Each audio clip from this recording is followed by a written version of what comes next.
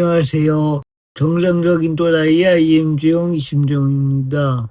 요즘 한국 사회를 보면 묘한 장면이 교차합니다. 한쪽에서는 고스피가 5천을 넘었다. 고수닥이 1,000에 근접했다. 이런 뉴스들이 사상 최고치라는 말과 함께 쏟아지고 있습니다. 숫자만 놓고 보면 분명히 우리나라 경제는 호황으로 보이죠. 그런데 이상하죠. 이 지표만큼 우리의 일상이 나아진 것 같지는 않아서인데요. 물가 부담은 여전하고 그래서 생활이 확 나아졌다고 이야기하기도 좀 그래요. 여기서 중요한 점은 그래서 주식시장의 상승이 허구다. 이 이야기를 하려는 건 아닙니다. 실제로 주식이나 ETF, 특정 테마에 올라타서 수익을 낸 개인 투자자들도 많이 존재하니까요. 다만 제가 던지고 싶은 질문은 이 수익이 과연 어떤 구조 위에서 쌓여 있는가, 그리고 이 구조가 얼마나 오래 지속될 수 있는가입니다. 한국예탁결제원의 자료를 보면은 2024년 12월 결산 기준으로 해서 개인 주식 투자자는 약 1,410만 명이라고 합니다. 성인 3명 중에 1명 정도. 경제활동 가능 인구 기준으로만 봐도 32에서 35% 수준인데요. 즉, 주식시장에 실제로 참여하는 국민은 아무리 넉넉히 잡아도 3분의 1밖에 안 된다는 거죠. 그렇다면 주식을 하는 사람들 모두가 지속적으로 안정적으로 수익을 내고 있는 투자자일까요? 현실적으로 보면 그렇다고 말하기는 어려울 것 같아요. 상당수는 특정 시점, 특정 흐름에 잘 올랐던 경우이고 그 성과가 언제까지 이어질지는 누구도 확신할 수 없는 게 현실이니까요. 이 지점에서 주가 상승이라는 현상을 조금 다르게 볼 여지가 있지 않나 싶습니다. 자산시장과 실물 경제는 원래부터 같은 속도로 움직이지 않습니다. 특히 한국 증시는 그 간극이 더 큰 편인데요. 이유는 비교적 분명합니다. 주가가 오를 때 그 흐름을 처음 만드는 사람, 그리고 그 흐름에 가장 늦게 참여하는 사람이 다르기 때문이죠. 보통 이런 순서로 움직입니다. 먼저 기관과 연기금이 어떤 종목을 매수합니다. 정책 신호가 보이거나 지수 대응 차원에서 선제적으로 포지션을 잡는 거죠. 그 다음에 외국인 자금이 유입됩니다. 환율, 정책 방향, 그리고 시장 추세가 어느 정도 확인된 이후입니다. 그리고 마지막이 개인 투자자인데요. 뉴스에서 호재성 이슈가 나올 때 그때 들어오는 거죠, 개인들은.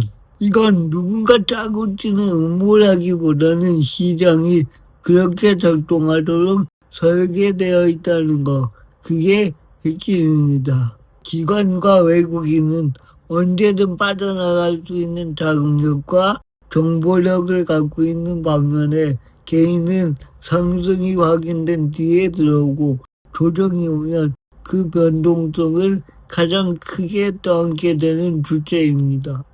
그래서 지금의 시장은 개인이 돈을 벌 수는 있지만 그 수익이 매우 얇은 바닥 위에 놓여있는 상태에 가깝다고 생각합니다. 탑은 분명히 높아요. 그 위에 올라간 사람 중에는 실제로 성과를 낸 사람도 분명히 있죠. 하지만 이 탑이 실물 경제의 회복 위에 쌓인 것이 아니고 환율, 유동성, 정책 기대 위에 쌓여 있다면 그 구조는 언제든지 흔들릴 수 있다는 이야기입니다. 그리고 그때 가장 먼저 균형을 잃는 쪽은 바로 개인 위험이 높다는 거죠. 여기에 더해서 환율 문제를 짚고 싶은데요. 최근 고환율 상황에 대해서 이재명 대통령은 이렇게 이야기했습니다. 특단의 대책이 있으면 했겠죠. 그런데 과거를 떠올려 보면 야당 시절에 그는 고환율을 두고 정부가 아무 일도 안 하는 거에 대해서 비판을 했었죠. 이 태도의 변화는 단순한 입장 차이일까요? 아니면 정책의 우선순위가 달라진 걸까요? 그것도 아니면 선택적 자유시장 경제주의자가 된 걸까요? 고환율은 분명히 서민 물가에 부담을 줍니다.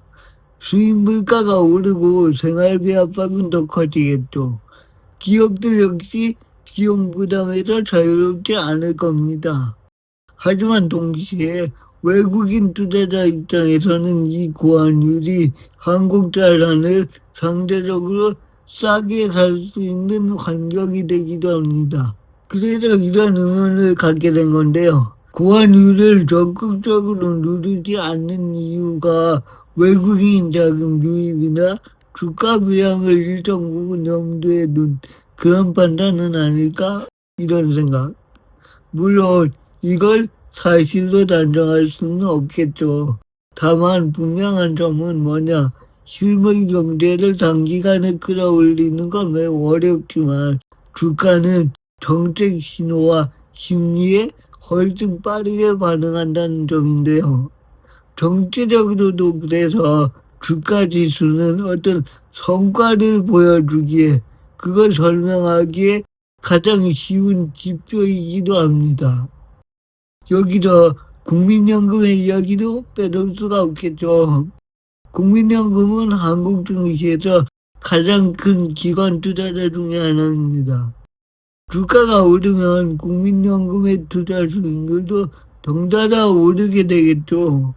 이건 분명히 긍정적인 측면이 있습니다. 연금 고갈 시점을 늦추는데 도움이 되기 때문이죠. 하지만 여기서 중요한 건 수익이 아니고 역할 인식이라고 생각하는데요.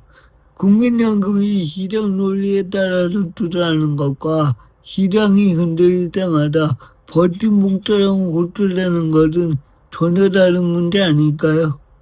만약 국민연금이 증시를 떠받치는 안전핀처럼 인식되기 시작한다면 그 순간부터 이 시장의 리스크는 투자자 개인의 선택이 아니고 국민 전체의 부담으로 옮겨갈 겁니다. 시장이 좋을 때는 문제가 되지 않겠죠. 하지만 주가가 크게 흔들릴 경우 그 손실은 결국에 국민의 노후 자산이라는 이름으로 돌아오지 않을까 하는 걱정이 드네요. 그래서 연기금 투자는 언제나 필요성과 위험 사이에서 긴장을 안고 갈 수밖에 없다는 게 팩트이죠. 결국 이 모든 이야기는 하나의 질문으로 모이는 것 같아요. 코스피 5천은 과연 누구를 위한 성과인가? 주가가 오르는 것 자체? 그건 문제가 아닙니다. 진짜 문제는 뭐냐? 그 상승이 얼마나 튼튼한 구조 위에 올라가 있는지, 그리고 그 과정에서 발생하는 위험을 누가 떠안게 되는지, 그거라고 생각하는데요. 숫자는 분명히 화려하죠. 코스피 5천, 코스닥 1000이라는 기록은 뉴스로 보기에는 정말 국뽕탑니다. 하지만 그 숫자가 민생으로 이어지지 않는다면 우리는 그 성과를 무작정 축하하기보다 한 번쯤 멈춰서 그 구조를 들여다볼 필요가 있다고 생각합니다. 그래서 이 시점에 지금의 증시 상황은 과연 경제회복의 신호일까? 아니면 불안을 가장 보기 좋게 보여주는 포장지일까?